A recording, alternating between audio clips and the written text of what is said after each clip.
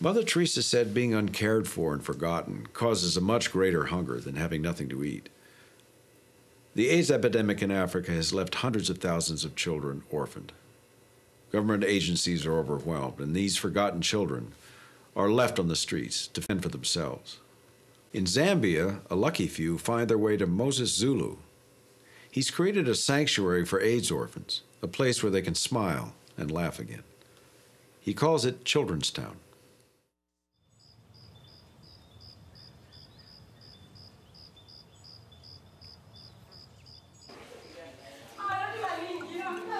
It's 6 a.m. in Children's Town, a small school in the middle of Zambia.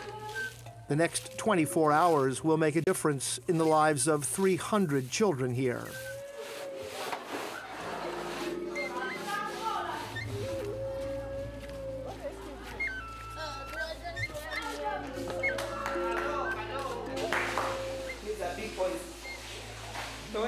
Audrey Simfukwe is a teacher, and today her first responsibility is to wake everyone up and have them begin their daily chores.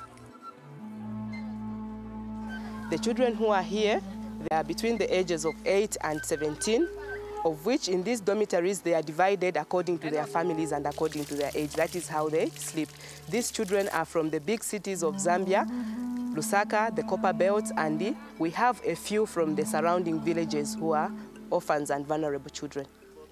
When we put them in families of 8, they'll sleep in a room of 8, and then they'll be able to help each other. That touch which they lost when they became orphaned, that is what we are trying to instill when they come here. That's why you have seen that these dormitories are set in such a way that it's a home. Let's go to school. It's time up. We go for morning tea. Okay. So in addition to being a teacher, an educator, you're supposed to be a parent as well. Yes, I'm a parent as well in the Children's Town. It calls for a big heart and love. At 7 a.m. sharp, Rose Kasongo rings a gong, telling the children to gather. Rose is 16 years old. She's the youngest of 5 children. I just came here to Children's Town when my parents died. Both of your parents died? Yes, yes. I'm very sorry. Do you know how they died? No, I don't know, because by that time I was very young. How old were you when your parents died? I was 4 years old. Children's Town was founded in 1990 with just a few children in 2 tents. Now there are 120 children who live full-time in the dormitories and another 180 who come from the surrounding villages. How are you? Fine, and you? Okay. We all look bright, eh? Yes. Can we have a common song before we have some announcements for you? Love your sister. Love your neighbor. Love your brother. To make a way. Everybody's talking about love. Everybody's talking about peace. Everybody's talking about togetherness to make a way. We are happy to be together. We are happy to be together. Moses Zulu is the project director of Children's Town. His passion to lead comes from the fact that he was severely beaten by his father when he was a child.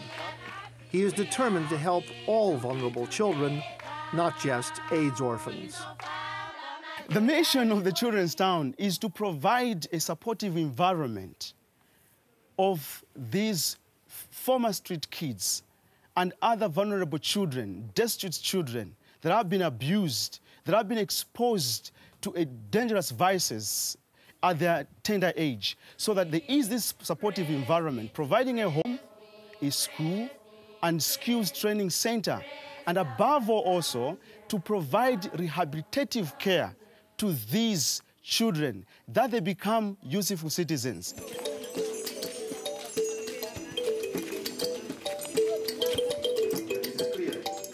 Classes take place in the morning in grades 1 to 9.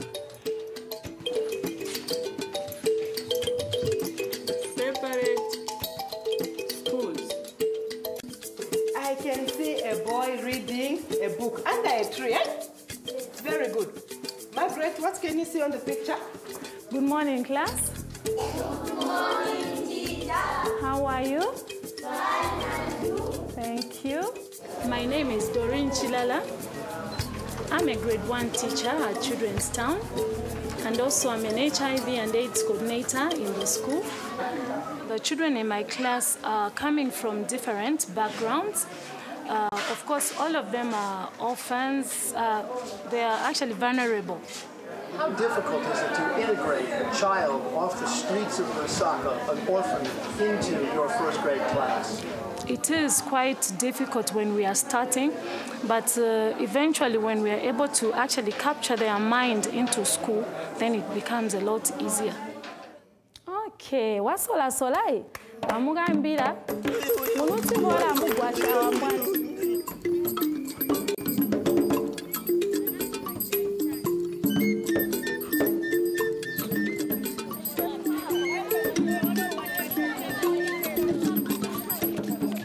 James Chama, Alex Chinyata, and Peter Jobvu all came to Children's Town from the streets of the nation's capital, Lusaka. When his mother died, James ran away from home because his father beat him. You lived on the streets for many years. How would you get money?